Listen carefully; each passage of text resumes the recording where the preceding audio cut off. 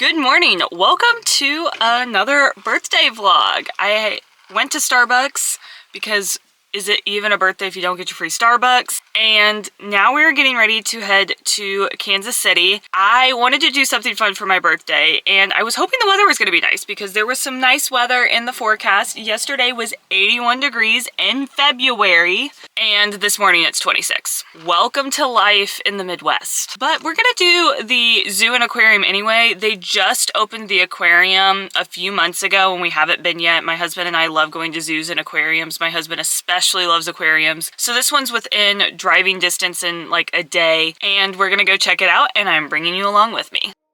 The Kansas City Zoo and Aquarium was founded in 1909 and is now home to over 1,700 animals within the 202-acre zoo. Despite the cold weather, which led to many of the outdoor exhibits being closed, we were still able to see plenty of amazing animals. An unexpected perk of having a cold day visit like ours was that it feels like you have the whole zoo to yourself. There was hardly anybody else there, so we got to see all of these animals for as long as we wanted with a completely clear view.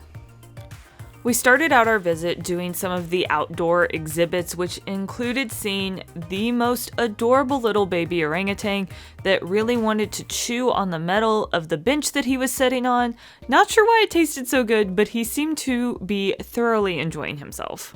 After taking our time and really enjoying the different primates and other animals that were on the outdoor exhibits, we needed a chance to warm up, so we headed inside the snake house. There are many different species available for viewing inside this snake house, and one of the things that I enjoyed about this was that almost all of the snakes were visible, including a very large python that weighs over 200 pounds. Once we were nice and warmed up thanks to the snake house, we then headed to the Australian portion of the zoo.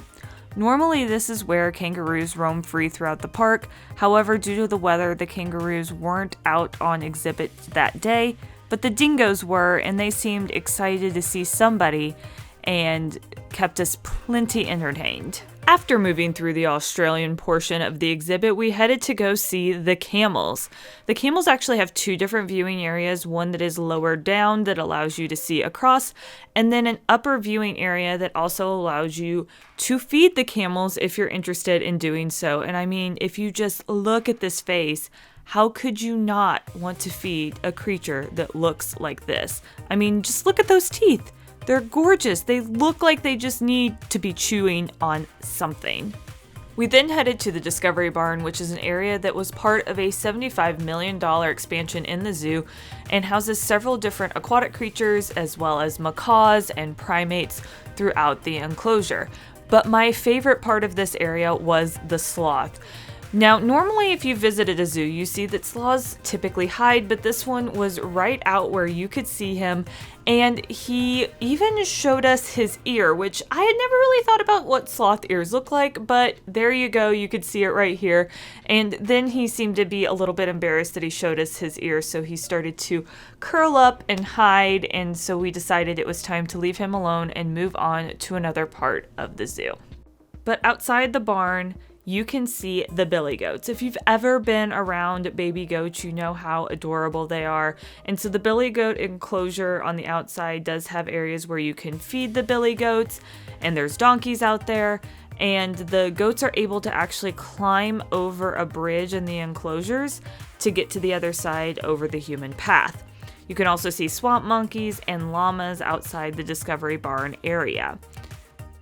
Another indoor exhibit that you can visit is called the Tropics, and this was actually the original zoo. So there aren't very many exhibits in here, but it's definitely worth stopping by, doing a quick walkthrough, and seeing what animals they have in the Tropics enclosures. And on your way to the Tropics, you can swing by the Sea Lion Stadium and see where the sea lions are going to be performing during the summer months as they swim around. But it's also right across from my favorite area, which was the penguins. I mean, what is more adorable than these little penguins that are waddling around everywhere in their exhibits? They can barely walk and hobble around.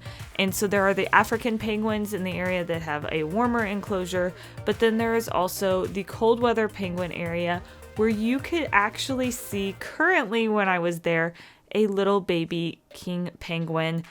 I don't know what to think. I did not realize that penguins had roles, but this one definitely did, and was protected by both its mom and dad. I mean, is there anything more adorable than a baby penguin? I don't think so.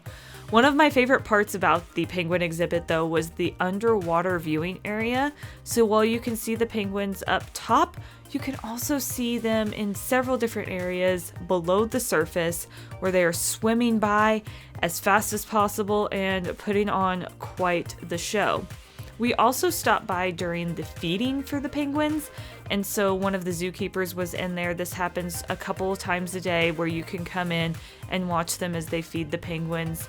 They sometimes are a little bit sassy about getting food, like you can see here, but it was an interesting experience to see them getting fed as we went over to the aquarium next. Another major highlight of the Kansas City Zoo and Aquarium is the Sobella Ocean Aquarium itself. This was part of a $77 million project which opened up in September of 2023. There are 34 different habitats throughout the aquarium, and in the 650,000 gallons of water, you can find nearly 8,000 animals throughout. While we were there, we actually saw some students experiencing a guided tour that helps align with the school curriculums and has more than 23,000 students going through annually to learn more about our oceans. While we were there, we got to see plenty of different unique ocean species and creatures.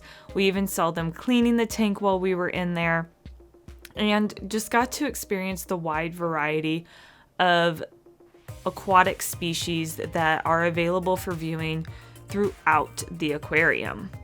If you're coming to the zoo and aquarium with children, there are plenty of opportunities for them to get good viewing points of all of the creatures, as well as several touch tanks that are available.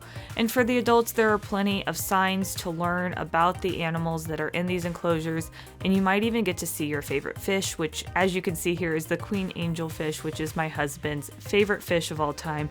And again, he's a huge aquarium fan, so he's excited to see it here. My personal favorite was the sea turtles, but also getting to see the different sharks and stingrays in some of these tanks was really incredible. There are so many different species to see, so there is something for every single aquarium lover out there. If you like aquatic life, this is an aquarium you want to stop by. You can definitely tell where that $77 million came to, because the exhibits are incredible for you to view. And that was our trip to the Kansas City Aquarium and Zoo. Thank you all for watching, and I